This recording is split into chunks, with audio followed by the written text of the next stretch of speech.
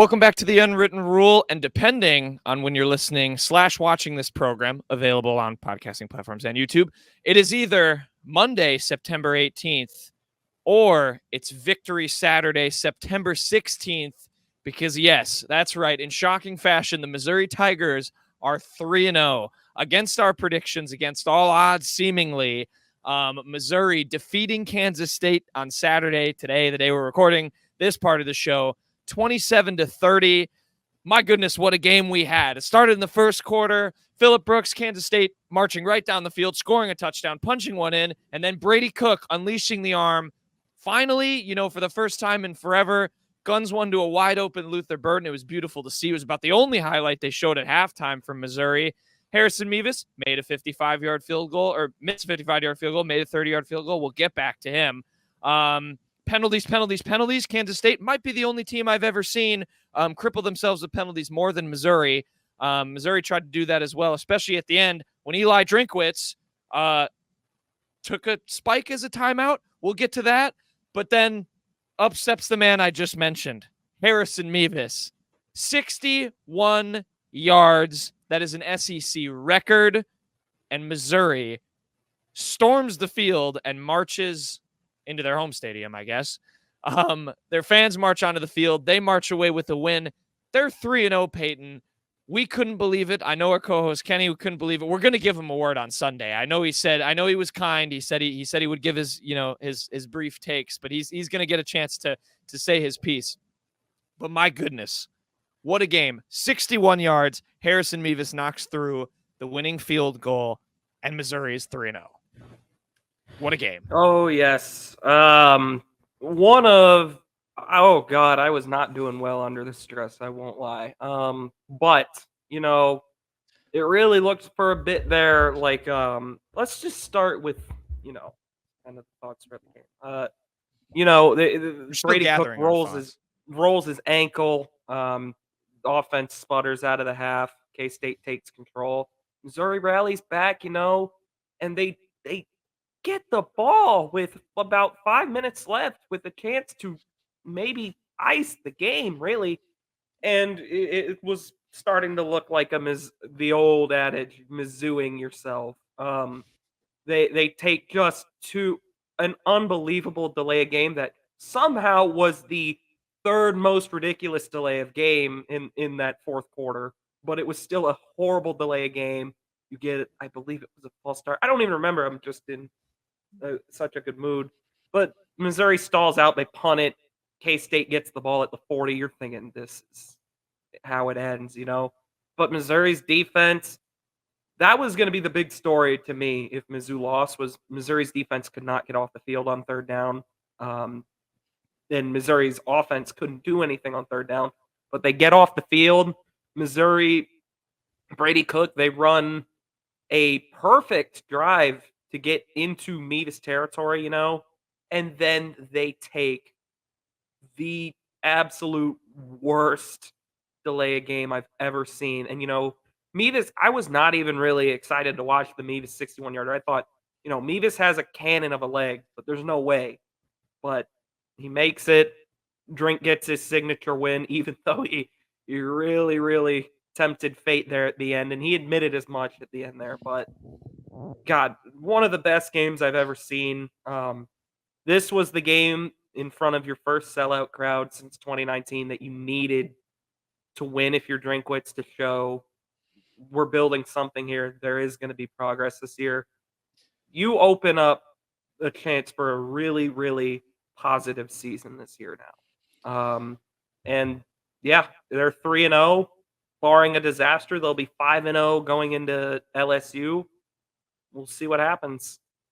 There's a million things I didn't even mention, in the game recap that we can dive into, and I think it's a fitting place to start with the end. But I mean, Brady Cook, along with Will Howard, Kansas State's quarterback, both playing through injuries. Kansas State's tight end, fullback, guy wears 34, lines up in the slot sometimes, lines up in the backfield sometimes. Seems like he was open every single play. Penalties, the wildness. But yeah, we have to start at the end. The spike of emotion, and peak and valley that I think all Mizzou fans felt, starting with the, all right, you spike it down, pretty far field goal. this guy struggled from but deep makeable. or from Makeable yeah, for sure. makeable for him. This guy struggled not from deep with the chip shots. The commentator had a really good thing about that when he made like a 30-yarder. He was like, Mevis makes you nervous about your own short game. He was talking about golf. But like, you get in that position, spike the ball, ready to go, and then just you look back up and with 2 seconds left, they're still huddled up on the sidelines like it was a timeout. I mean, it was unbelievable. Everyone's probably throwing their remotes at their TV. Can't believe this. We're going to have maybe another overtime, maybe another Auburn of last season. And then up steps the thicker kicker, America's kicker, as I've seen him called on various X.com posts. And just, yeah, what a wild, wave of emotion. I guess, I'm trying to reframe this as a question, but we're just, kind of trying to process everything. We had the phone. It wasn't a phony flag either at the end. It was a real flag. K-State had two number 8s on the field, which is redemption for Drinkwitz's first bowl game that they actually played at Mizzou, the Armed Forces Bowl, when Cole Talley, Army's kicker, made the game winner. Mizzou had two number 6s on the field, Kiki Chisman, whoever the other one was. Yeah. But so yeah. Go ahead. No, I was just gonna. I mean, the real story there. I mean, it's so fitting. The two things people have really harped on this season going into this game, if not the O-line, were Brady Cook and Harrison Mevis. And Mevis missed another one today. It was a long one, but I mean, there was no way you could be confident in any kicker really kicking a 61-yarder.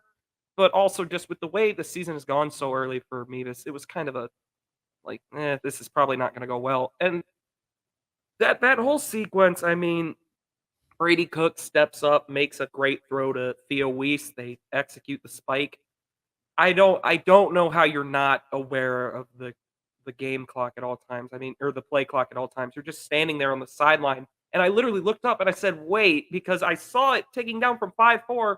The offense is still huddled, and Drinkwitz is like pushing them, go out there, like they had any prayer of doing that. But it was, I don't know. It was just, it's an unbelievable bailout for everyone, for Mevis. But I mean, after the early season he's had, why wouldn't it go that way for him? Longest field goal in SEC history to beat the number 15 team. Totally deserved the field storming it got. This was maybe the biggest win Mizzou has had since they went to the SEC title game in like 14 and 13. I can't think of one that was really better because they didn't win any of those bowl games under Odom that would have maybe declared them back. They haven't won, I mean, maybe the Cotton Bowl in 13. I really don't know. But this was the win for Drinkwitz that he's been looking for, that really galvanizes your program. And yeah, I mean, they better be 5-0 going into LSU. But I mean, now you can really get the ball rolling. Yeah, I guess the way I wanted to formulate that as that whole sequence in a question was, that's football, right? Like, you have such a seemingly boneheaded moment that then is redeemed by, just a kid with a massive leg who had his own struggles, like you said. That's just the kind of stuff that's how a game can turn literally in an instant. And yeah, what I want to ask is, it's, Drinkwitz was booed pregame, we heard, and I know some of his actions were booed. We can go back to halftime when Brady Cook was kind of hobbling. They didn't try and gun it for another field goal or a touchdown when they got the ball back late in the first half. But yeah, in terms of job security, I don't really think it can be overstated. We knew what the stakes were going into this game. They're now halfway to securing bowl eligibility. I know they want a lot more than just that, but that's been the standard, that Drinkwitz has set the last 3 seasons. And now in year 4, they're already halfway there. It seems like the sky's the limit in what was one of the most difficult games on their schedule.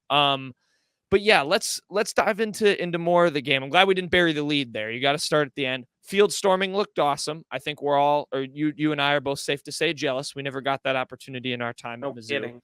That was a bummer. But good for those kids. They got to go enjoy that moment with the players. Players seemed like they were they were having fun as well. But let's dive into some of those individuals like that made this happen. And I should say we're going to talk later with former Kansas State defensive end Reggie Blackwell. He came on to give his take on kind of what went wrong for the Wildcats. So we'll talk a bit about that there too. So there may be some redundancies. However, I think we should start with Brady Cook, Peyton. What a performance.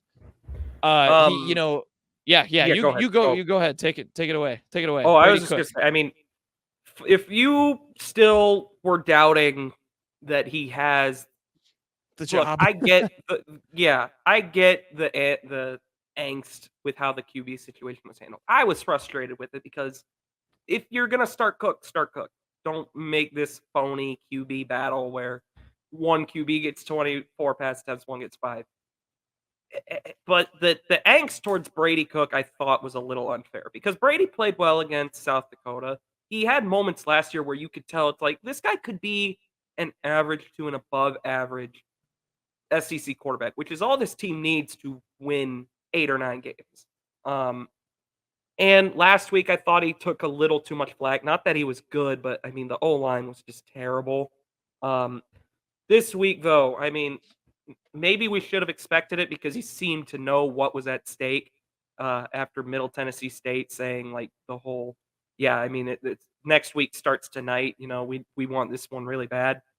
It showed every single snap he was out there. He was far and away, really outside of Luther Burden, was the best player on the field when Mizzou's offense was on the field. He really looked that good. I mean, especially in the first half when he had full range of motion, they were using his legs. They let him cut loose. I think there's no doubt in my mind now.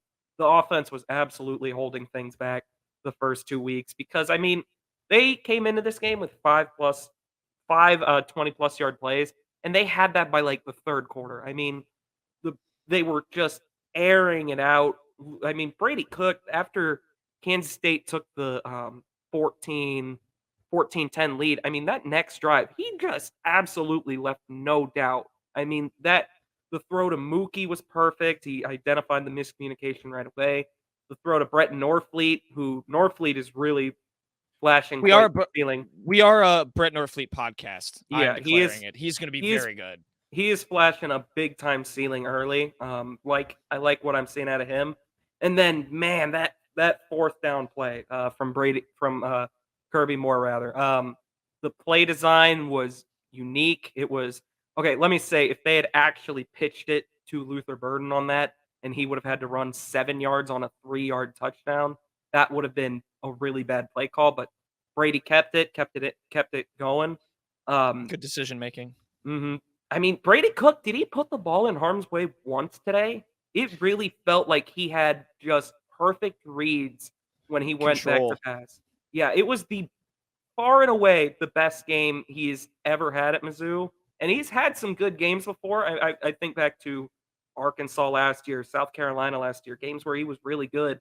I mean, was our Army, yeah, his first ever start. I mean, this was the moment for him, and I'm very happy for him because he's taken a lot of flack from Mizzou's fan base, a lot of it unnecessarily, a lot of it unfairly. He had a quote after the game that kind of I'll find it here quick, but I mean, this is a guy that grew up dreaming of being Mizzou's starting quarterback, doing exactly what he just did today, and the fan base at times, and I've given him some crap before. I think we all have. I think everybody has. He absolutely erased all doubt that he absolutely deserves to be QB1 today. Nobody in the fan base should be doubting that this is the guy they need to win 8 or 9 games. And his quote after the game, he said, I think he was asked about him being booed in the first quarter, which I didn't even hear, but apparently it did happen. I hear it. It's hard. This is my dream school. All I want to do is play quarterback here. I'd like it if everyone else wanted me to play quarterback here. And that quote, I think, is 100% where we should be at this point. Brady Cook has absolutely earned, rather, the trust in everyone. And you know what? I don't really think there's any doubt that anyone would be against him starting every game now. I mean, he absolutely cut loose today.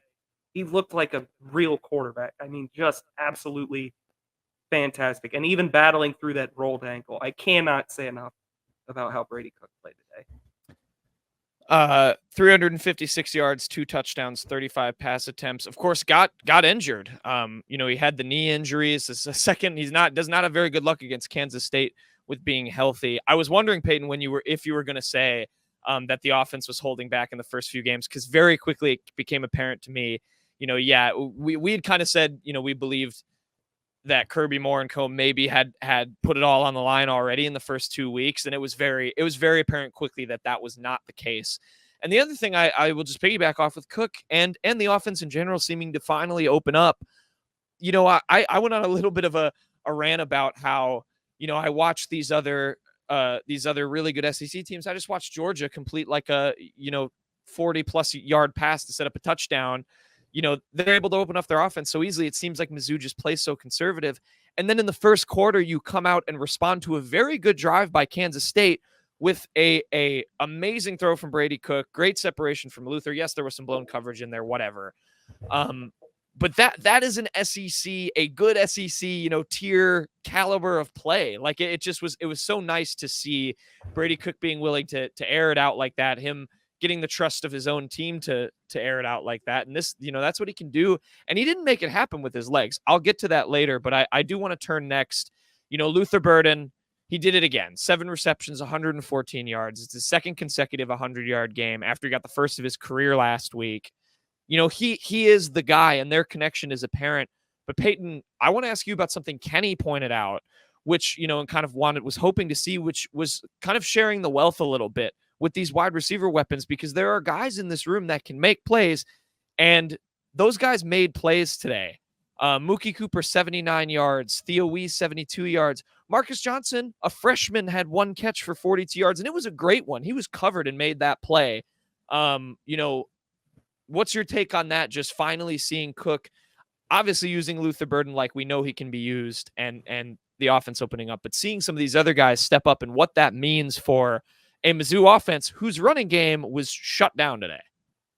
Yeah, and I mean, you expected the running game to struggle a bit, considering Kansas State was getting up 38 yards on the ground a game entering it today. And obviously Mizzou's a step up, but they were going to have to air it out.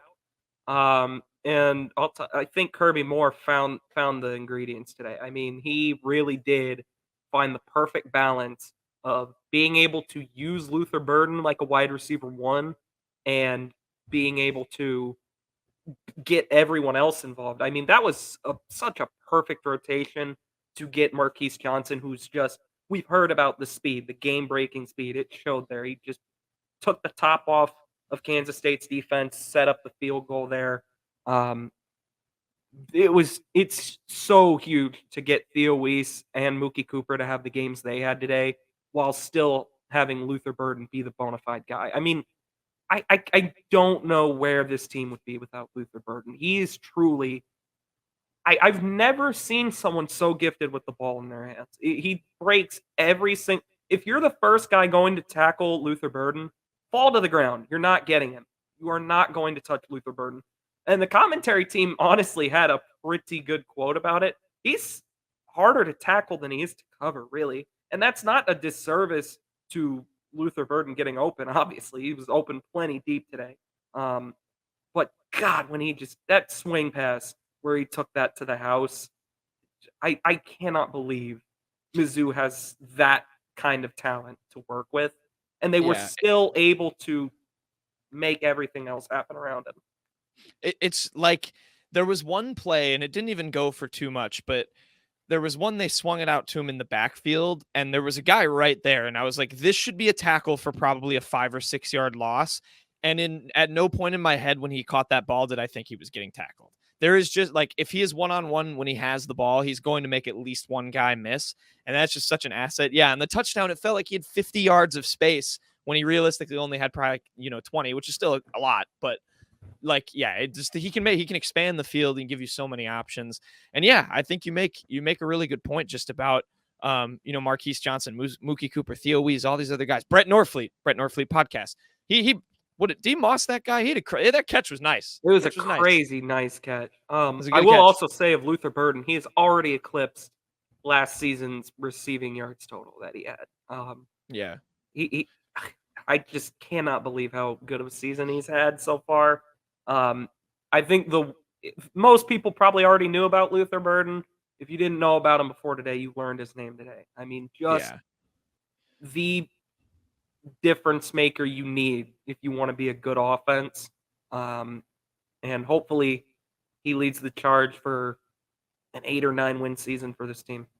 For sure. And I don't want to get, too down on the running game either, because it was tough and we expected it to be tough. We previewed that. This Kansas State defense is no joke. Daniel Green, I was impressed with him. They have a guy named Kobe Savage, which is one of the coolest names I think I've ever heard. Who they led the way in tackles. They had 9 and 8 respectively. But you know what? When it mattered most, Cody Schrader, stepped up. He had 58 yards on the ground. Most of that came on one play when he had that 36-yard run. I Bleav it was pretty late in the game. That comes in. He steps up when it matters and when, he needed to step up.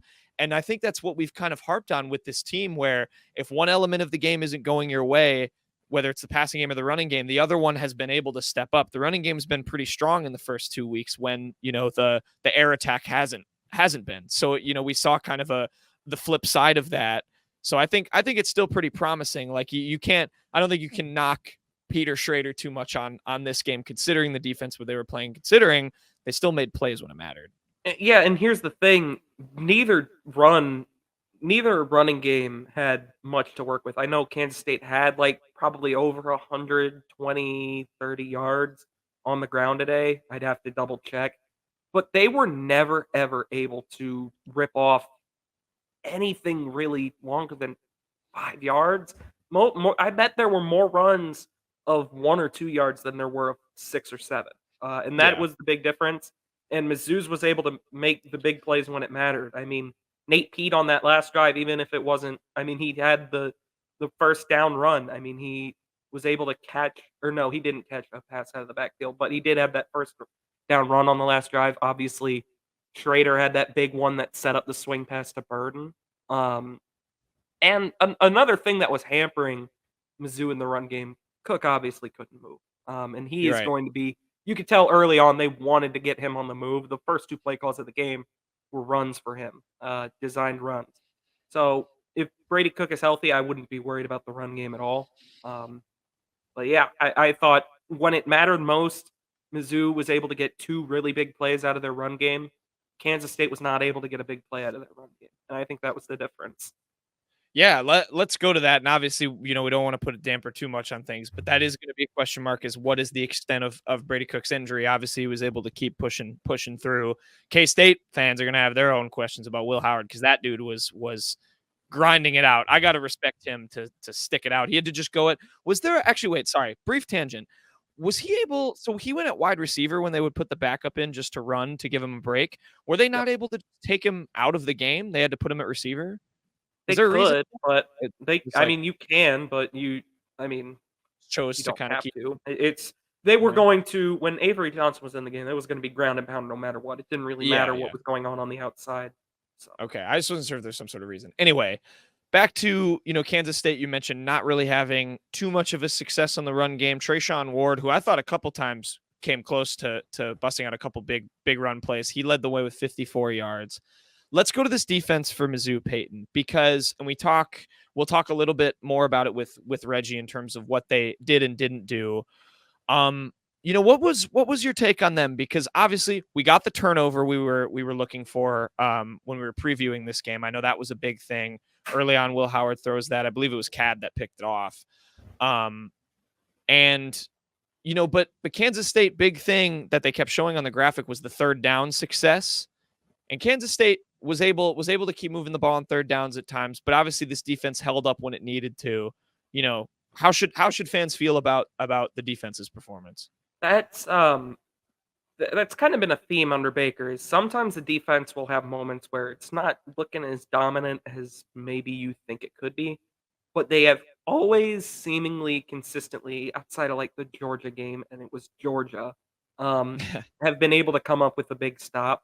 Um, Today they did it again. I mean, that was going to be my main takeaway if Mizzou had lost this game was the discrepancy in third downs. This defense really did struggle for a lot of the game to get off the field. They just couldn't stop K-State for a while.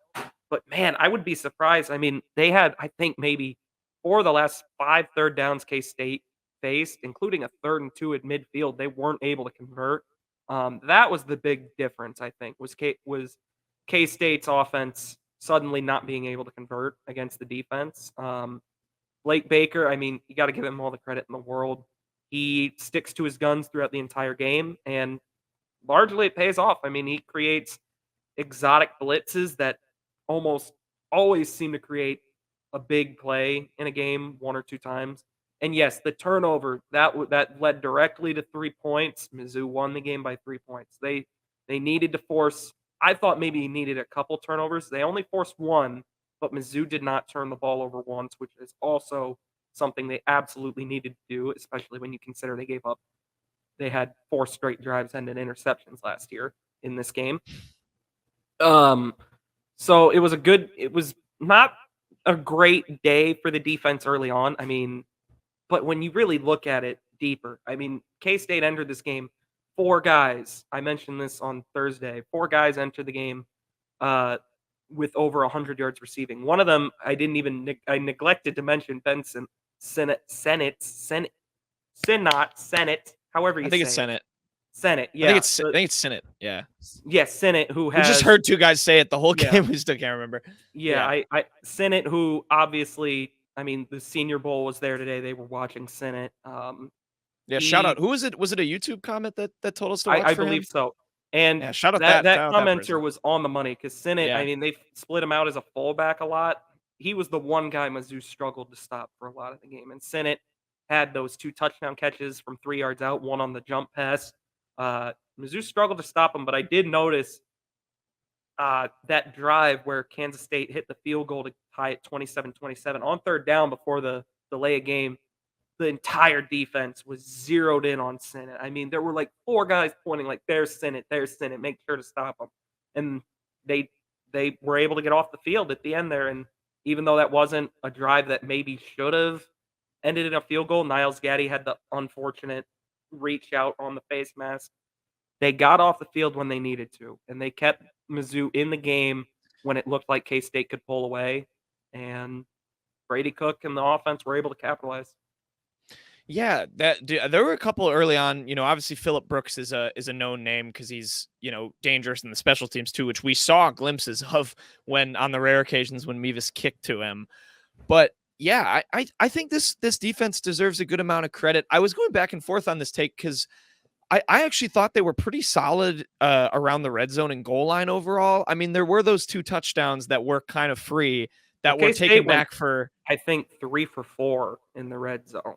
in the red zone. Mistaken. Yeah, and they entered the game as one of the best red zone teams in the country.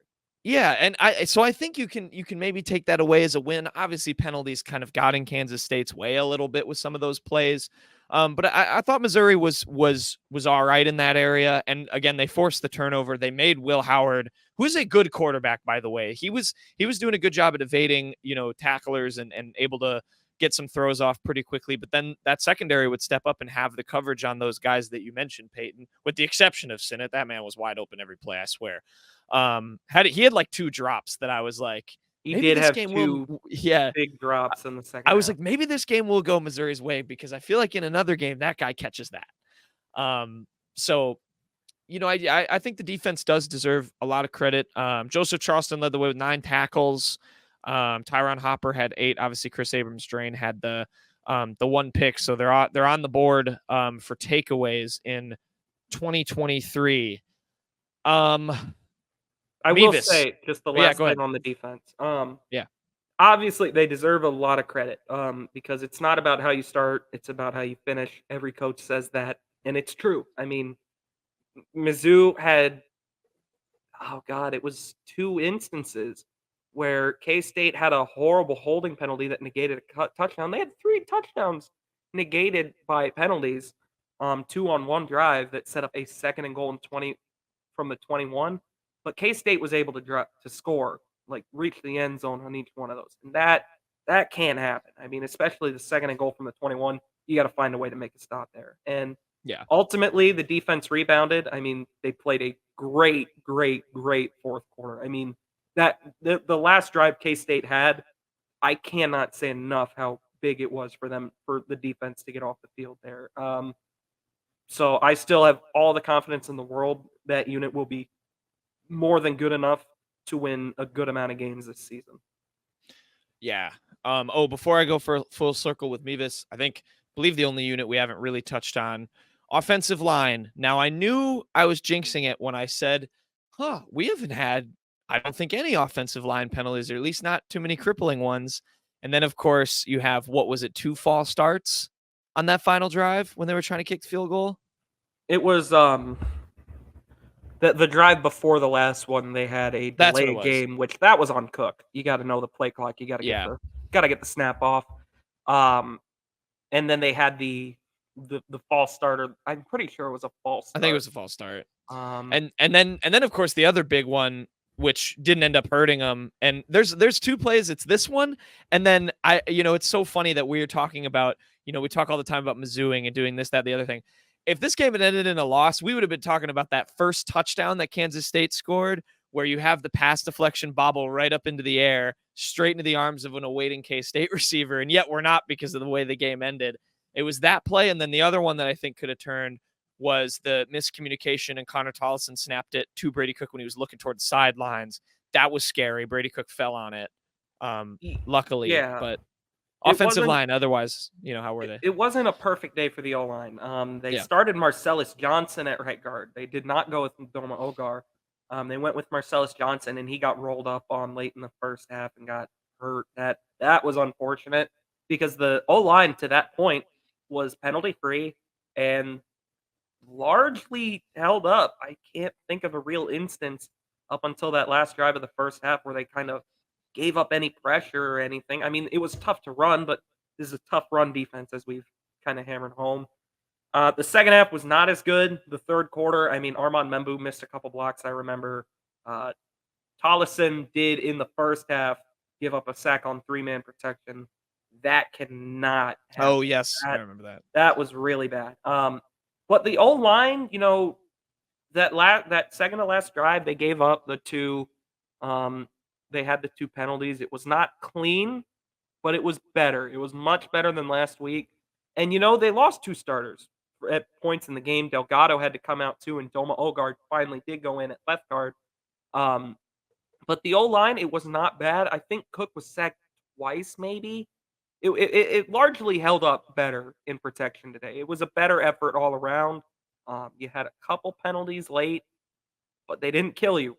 They could have killed you, but they didn't kill you. So hopefully we just keep seeing incremental improvement throughout the season, and this O-line ultimately looks better. It's so funny, and before we get our final quick hits on this game, I just I think talking about this with the O-line is a good way to broaden it out to the team in general. This team is so good at playing up and down, it seems like, to all of their opponents. And it makes for an emotional watch for Mizzou fans, I think. And I think that was on display with almost every unit, but especially the O-line today. Cause I thought, they largely improved on where they were. If they had played how they did, which we said this about a lot of the parts of the team, if they played how they did in the first 2 games, they were going to lose by a lot. And we saw that step up, and now the hope is obviously that level is where you keep things at moving forward. Because, Peyton, let's move forward. I mean, I know it's dangerous to look ahead because you don't want to get your hopes too high. Mizzou fans are, I think, somewhat notorious of that. I think kind of every football fan is. I won't specify that just to Mizzou fans, but you've got 2 games coming up now that, compared to K-State, should be pretty darn easily winnable. Versus Memphis, then your first road game of the season, September 30th at Vanderbilt. And then it's October 7th and LSU rolls into town. I know we've talked about this on this show. Is it a possibility, given LSU, who crushed Mississippi State today, by the way? Not that, Mississippi State is too much to write home about, but I mean, Are we looking at a 5-0, 4-1 college I game day? Columbia, Missouri, October 7th. Obviously I don't know the I'm just schedule putting it right off out the there. top of my head, but Mizzou, it's if Mizzou gets, and I do think it's an if, not a when. It's an if Mizzou gets there at 5-0, because I mean they've got to go. They were able to buy Memphis out of a home game and put it in the dome. That was a great bit of scheduling that looks even smarter now for Desiree. They got to handle their business there. Memphis hasn't lost yet, and yes, they haven't really played anybody too substantial. They did struggle with Navy on Thursday, but it is a 3-0 team. They are in the American. Memphis is a solid program. And then you never know what can happen when you go on The the road. trap game of But trap games. yeah, Vanderbilt, I mean, Mizzou is a better team than Vanderbilt, no doubt, but it would not. I mean, it's your first road game, true road game of the year. And Vanderbilt, I mean, it's not Derek Mason coaching anymore. It's Clark Lee, who I think is a better coach. You never know. But if Mizzou can handle their business the next 2 weeks, they really need to make sure they handle their business, like be locked in. You cannot overlook either one of them. Go week to week, get to LSU 5-0, and maybe you are looking at college game day coming to town, because Mizzou would almost certainly be ranked if they're 5-0. LSU will still be pretty highly ranked. Um, Maybe you get college game day, but you have to Maybe. handle your business. And that, of course, assumes LSU doesn't stumble along the way either. Way to humble us all along the way, Peyton. I just want to put that out there. And the other thing I'll put out there, let's remember 2019, 5-0. You go to Vanderbilt away. 5-1, but yes. Or 5-1. Sorry, I forgot about Laramie. Never forget about Laramie. Texas Tech. 5-1. You're ranked. Go to Vanderbilt away, expecting to be a quick 6-1. Lose that football game. They're rebuilding their stadium. They're playing this game at a construction site. Let's not forget that. So yeah, it's just, and you never know. It's their first You never road know. game of the year. You Yep. never truly know how you're going to Yeah. look in your first road game. Especially, Frank has had road struggles before. Last year, he Oh, kind of yeah. mitigated it. He did get that big win in South Carolina when South Carolina was about the hottest program in the country at the time. But, I mean, this team can't afford to even think about LSU right now. They need, I think, with the win over K-State, you got to reset. It'll be like, okay, we have something here. We really can have a special season, really get Mizzou back on the map. They cannot overlook anybody on the way.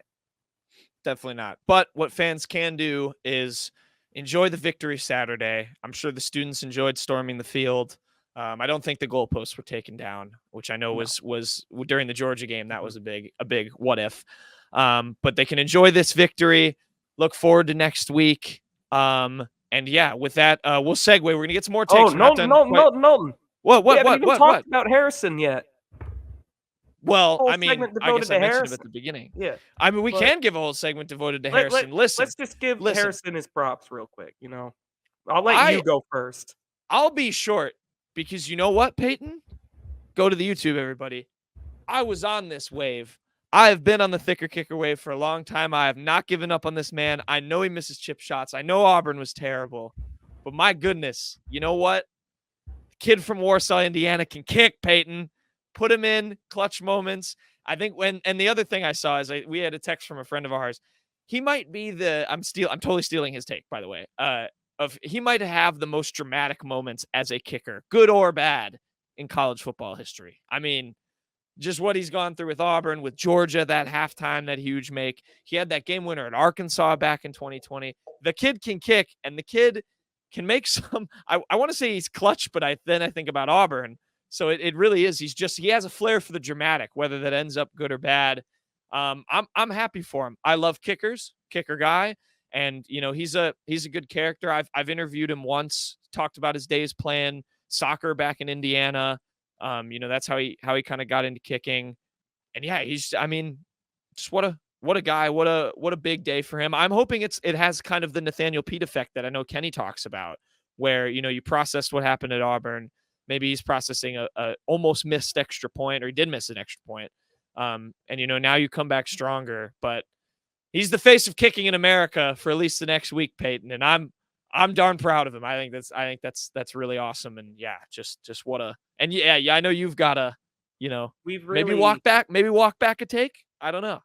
well, he had to be better after the Auburn game, and Yeah. I mean, we really have seen the highest of highs and the lowest of lows with Mevis. And to be honest, it's mostly been highs. I mean, he was an All-American coming into the 2022 season. Um, there's very few times he's missed big kicks. Obviously, there's Auburn. I remember Florida in 2021. He missed a potential game winner there. But I mean, he has just given you so many big moments. I mean, outside of even Arkansas, Georgia, today, I mean, you had the Boston College game where that was the best Drinkwitz has ever coached, by the way, running that out route to get just a few yards closer for Mevis. Mevis bangs it home, and they go to overtime. I mean, Mevis really has been, when he's on, he is an absolute lethal weapon for any college program to have, because having a good kick game in college it wins you games. I mean, Oh yeah. I said on Thursday, they have to make sure their special teams is reliable, because there are going to be games Mizzou plays, probably a lot of them, where you're going to need an extra point or three or something like that. You have to rely on your kick game. Harrison Mevis, I think he left no doubt. I think you have to be confident in him again. Just make your chip shots. You're really kind of sitting pretty. Yeah. He's just got to work on the short game. He's got the driver. He just needs to work on the chipping and the putting, I guess, with the extra points, if that's how we're going with this analogy. I will also note they showed he was warming up. He was actually practicing. I'm glad you brought that up, because I was like, he's kicking into the net. Peyton's gonna be happy. He's warming up. He was. He did not too. do the thing where he wasn't doing anything but standing there watching on Auburn. I mean, he was ready. It's such a mental position, because you just everyone has their routines of things they do. Warming up should be a thing everyone does. I think that's safe to say. Warming up should be a thing you all do. What a game. I hope Mizzou fans are enjoying this week. We're not done. We're going to get a little bit more on the K-State kind of perspective, as well as just, what an observer for the team that Mizzou just defeated noticed that was working for the Tigers. We talked to Reggie Blackwell, former Kansas State D-end. So we'll do that interview and then kick it over to Quick Hits. So enjoy that portion. Enjoy this win, Mizzou fans. Okay, we now welcome on a very special guest here to give his take on the wild game that we all just witnessed here on Saturday.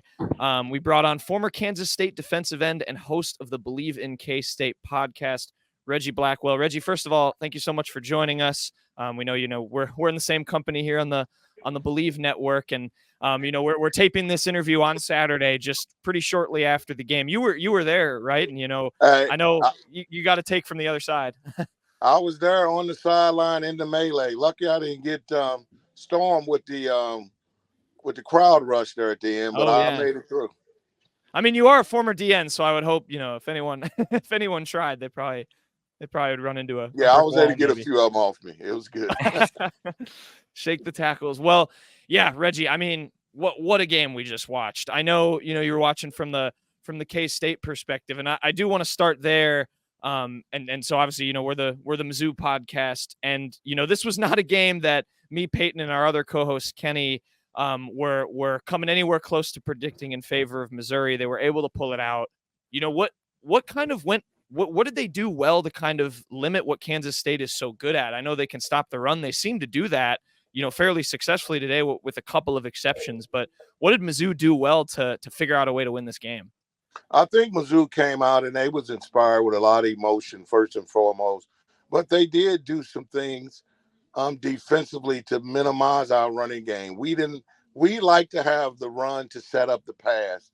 And Mizzou did a good job of taking away some of the first and second down runs, limiting us to 1 or 2 yards initially and not giving up a really big run, big play. So that was kudos to them. Their front seven did a good job of kind of movement, getting a lot of pressure, and when playing with some emotion, really.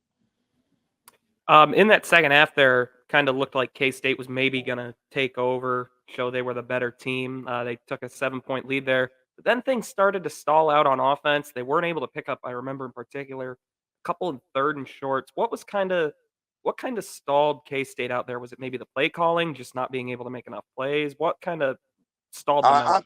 I think, guys, it was the play calling. I think we had finally began to get a little momentum on the run game, but I think we gave up on it at a time period when we were just beginning to show some success. As you can see, we brought in the young freshman Avery Johnson, who did some quarterback run game situations for us. He was able to move the ball, and I think that opened up a little bit for Giddings and Tashawn Ward to make some progress. So it was a couple of key third and shorts, 3rd and 2, one in particular where we tried to throw a pass to Senate and that was broke up and it was short. I think we should have ran the ball. Yeah, more of the power game.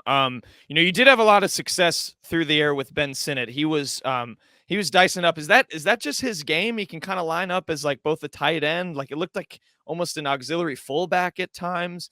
How did Mizzou? I guess he had a great game. And who else kind of in Kansas State's camp were you kind of impressed with? Because they did obviously hang around and gave Mizzou some trouble. And then how was Mizzou kind of able to limit them? In addition to the D line, like you mentioned. Well, I think Senate had a great first half, but then Mizzou made some adjustments in the second half. They started paying attention to him. Senate is a tight end, but he's a hybrid fullback, so he can do a lot of different things. Offensively, if you saw in the second half, and particularly those last couple drives, I think Howard was hurt. So I wasn't thinking he was able to get his full motion on some of the throws down the stretch. I think we should have went on and pulled him and just let the young freshman play the game out and see how it was. Let him just run the quarterback game, because I think that would have gave us a better chance to win. I was going to mention that. I mean, Howard very obviously by the end was limping all over the field. And they didn't even let Johnson really throw the ball. If they had gone to Johnson, would you have expected them to maybe let him try and air it out a little bit, or would it maybe have been just ground and pound the whole way? Or what would the game plan have been had Howard? No, I think they would have just let him run the offense. I think we're comfortable enough now. He does have the ability to run the ball, so we can do that quarterback run game, typically like what you guys do with Cook at Mizzou. I think we would have just let him run the offense. And if we would have just did that, let it play from a regular game perspective, I think he was comfortable enough with the environment that he still would have gave us a better shot to win. I just think Howard was hurt. He was pushing it to the max. Not saying that's the reason why we lost the game, but I think the one series we needed to score a touchdown. The last one where we got the field goal to tie the game. And I think that really was the difference to put Mizzou in a position to be able to kick the long field goal. Yeah. I want to turn back on Missouri. It seemed, was kind of doing their thing with the, fake cadences and looking toward the sideline and snapping the ball quickly. This is a good Kansas State defense, obviously. Did you notice that really kind of having a kind of damage towards what they were trying to accomplish defensively? I know some of those guys still had pretty good games. Daniel Green had 9 total tackles. Marcus Single was making some plays at corner. But was Mizzou, kind of getting an advantage there with the way they were kind of looking at the sidelines, doing those cadences? I think they got a little bit of advantage with it. What happened is a lot of times though, when you substitute and then they do it, and the ref was trying to hold and let the other side be able to substitute, I think a lot of times that caused a little bit of confusion. And sometimes the ref was actually maybe getting in the way of the play. So that may have made it a little bit of disruptive. But I only think it really affected us one time where we really was offside. I think we kind of adjusted to the schematics with the fake claps and all the other stuff that he was trying to do to get us offside. One thing that Mizzou had struggled with coming into the game was getting explosive plays on offense, but they were able to kind of do that today, particularly in the first half. There were a couple back-to-back really deep throws that set up the rushing touchdown on 4th and goal. What was kind of going wrong with K-State's defense? Was it maybe just it looked like there was miscommunication in the secondary a couple times? But what was kind of going on with that? 100% miscommunication on the Luther Burden touchdown. He was just way too wide open. And then a couple of the other big throws. One I think was to Mookie, number 5. It was just I think it was a miscommunication again with the safety and the cornerback, who was having a deep third, etc. Because you don't get that wide open without something going wrong.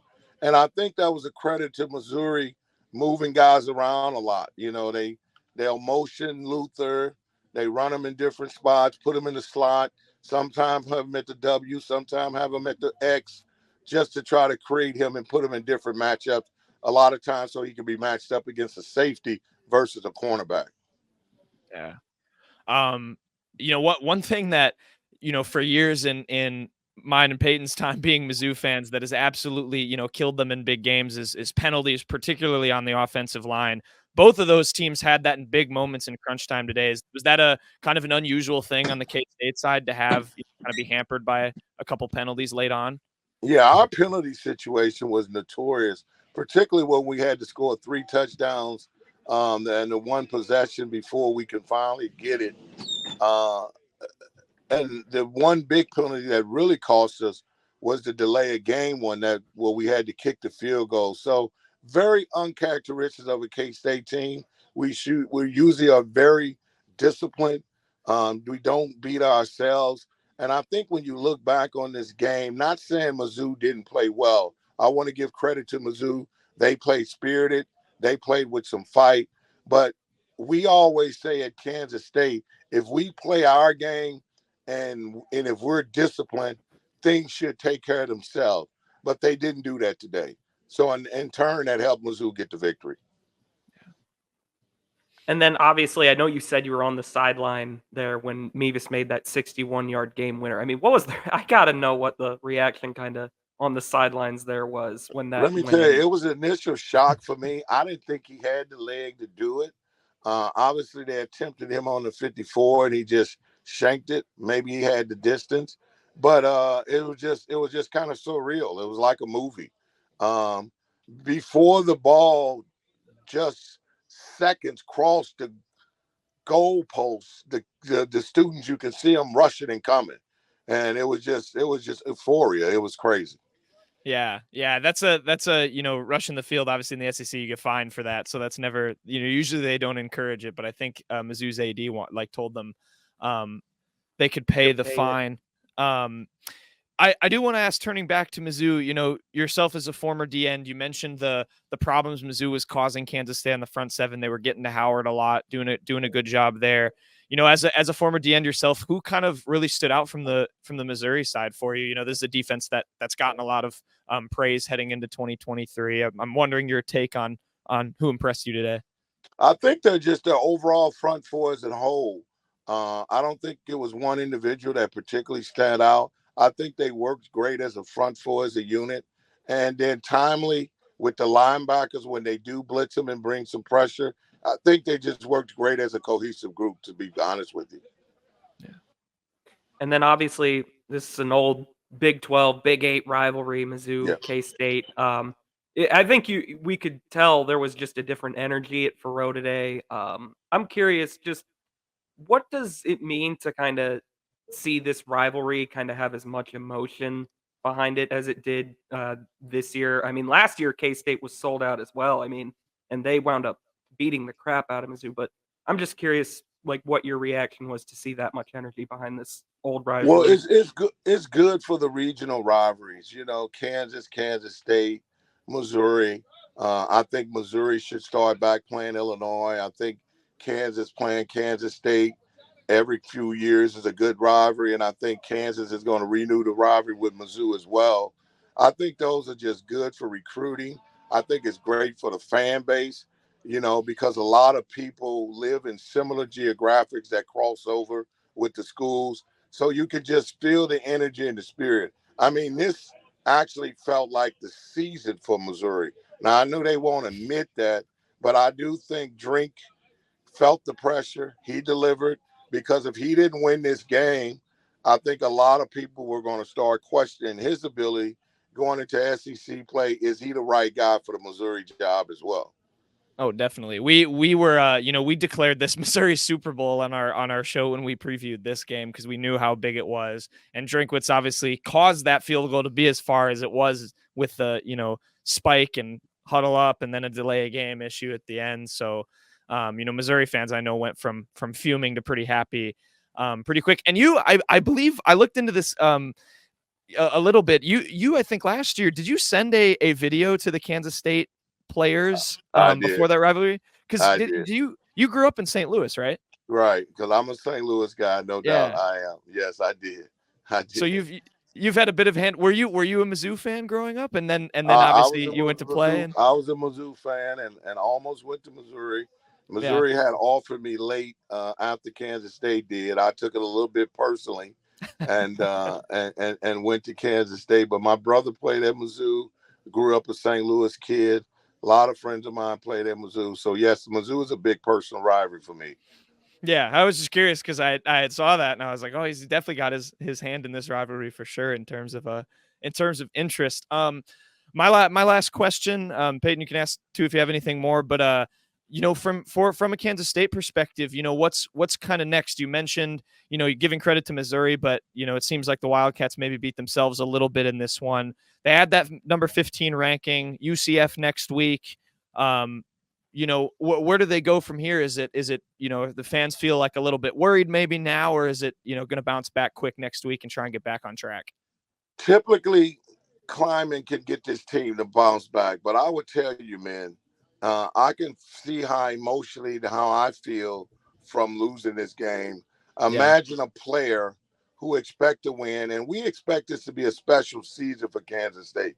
We wasn't just looking to go 8-4, 9-3, or maybe get back to the Big 12 championship. We were looking to possibly have a perfect season, and that's the type of expectation this team had. So now it can either go one or two ways. They gotta bounce back. All their goals still can be in front of them. They can win the Big 12, they can get back to the Big 12 championship, and they can possibly get back to a playoff position if some things bounce their way. So they still have all their goals in front of them. The season is early, but it's really, really going to be interesting to see how they bounce back. Now, I expect us to get back next week.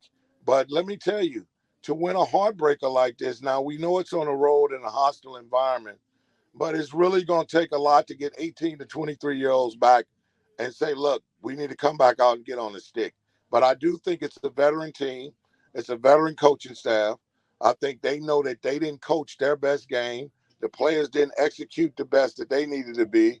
So I expect them to bounce back and get a victory of UCF and then start 1-0 in the Big 12. Yeah. The only other thing I want to ask, one last question, is just going back to your playing days. I'm totally curious. Just favorite moment, as a player in the old Big 12 that you remember. Maybe any against Mizzou back in those days. Getting they may have gotten the one over today, but back when those two were duking it out in conference.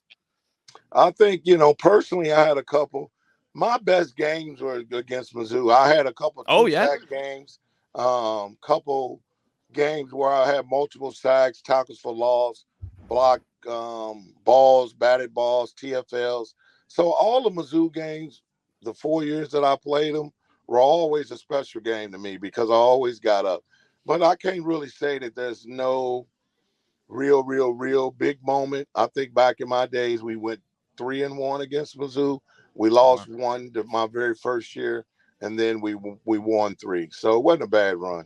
Yeah, definitely not. With the personal hand in the rivalry, I'm sure that's nice to get the one up on them. Well, yeah, Reggie, I think that's all we got. I appreciate you coming on and giving us your take. And yeah, Kansas State, I mean, they're a good team. Missouri, this is the best performance I think Peyton and I safe to say we've seen from this Tigers team in about several 5 years. Yeah. So, it took a heck of an effort to win. So, we'll see. Best of luck to the Wildcats moving forward. And thank you so much for taking the time and talking to us.